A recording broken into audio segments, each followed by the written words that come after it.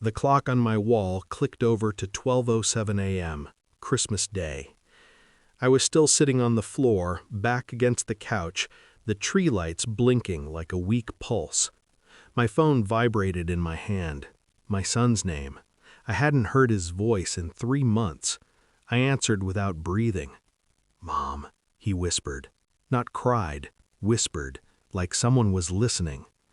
What's on the dining table?" Silence stretched between us, thick, wet. I pictured the table I used to polish every Christmas Eve, pine cleaner, candles aligned, family photos facing outward, like witnesses. "I don't know," I said. My voice surprised me, steady, empty. "What do you see?" He swallowed. I heard it, a hard sound for a boy who was supposed to be laughing tonight. "There are envelopes, red ones, with names. Yours too." My stomach didn't drop, it sharpened. "And Dad?" I asked. Another pause, longer this time. "He's crying," my son said, "but not like when Grandpa died. He keeps saying it wasn't supposed to happen tonight." That was when I knew, not what had happened, but that it had been planned. They told me not to come for Christmas, said it would be too uncomfortable, too many emotions, too many memories, too much me. After the separation, my husband became careful with words. My sister became efficient. My parents stopped asking questions altogether. I was framed as fragile, a glass ornament nobody wanted to break in front of the kids, so I stayed home.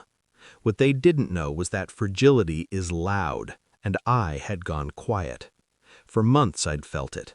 The glances that lasted a half-second too long, the phone calls that ended when I entered a room, my son coming home from weekends with stories that didn't align, different woman's perfume, different rules, different lies.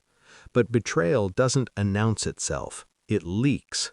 My sister had started visiting my husband more often, helping with the transition, picking the kids up, dropping things off late at night.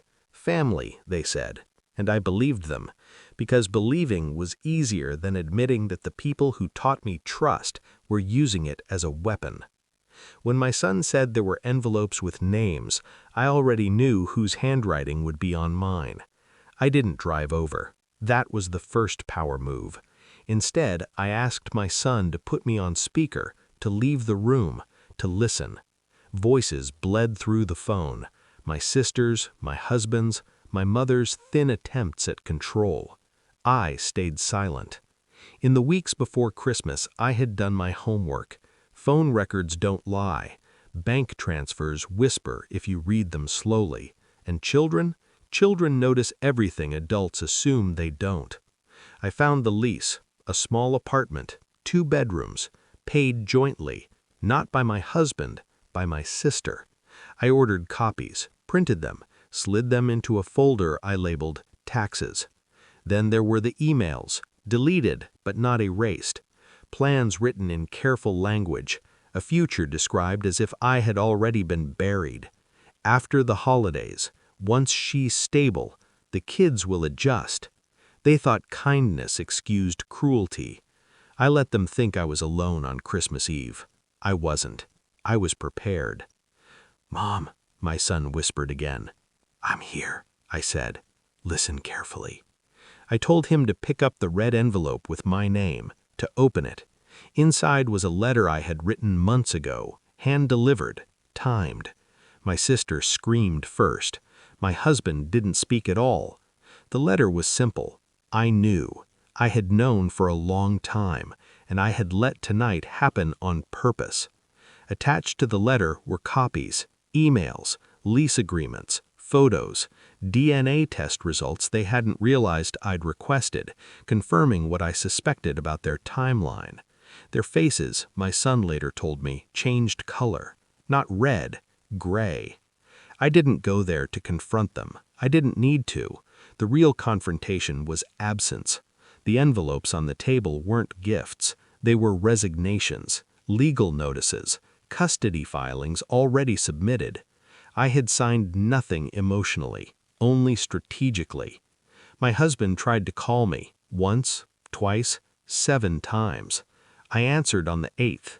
"You planned this," he said, accusing, broken. "Yes," I replied. My sister was crying in the background, begging to explain. I didn't let her speak. "I wanted you to open the truth together," I said, "like a family." Then I hung up. That was the only line I gave them. I spent Christmas morning asleep, no alarms, no expectations. When I woke, the tree lights were still blinking, patient, indifferent. I made coffee, black, bitter, honest. I thought about the woman I used to be, the one who tried to earn love through endurance. She didn't survive this year, but I did. My son will understand one day why I didn't come, why I chose silence over screaming, why I let them destroy themselves without lifting a hand. Some people think revenge has to be loud. They're wrong. Sometimes it looks like a quiet apartment, a clean break, and the calm certainty that you were never what they took from you. You were what they lost.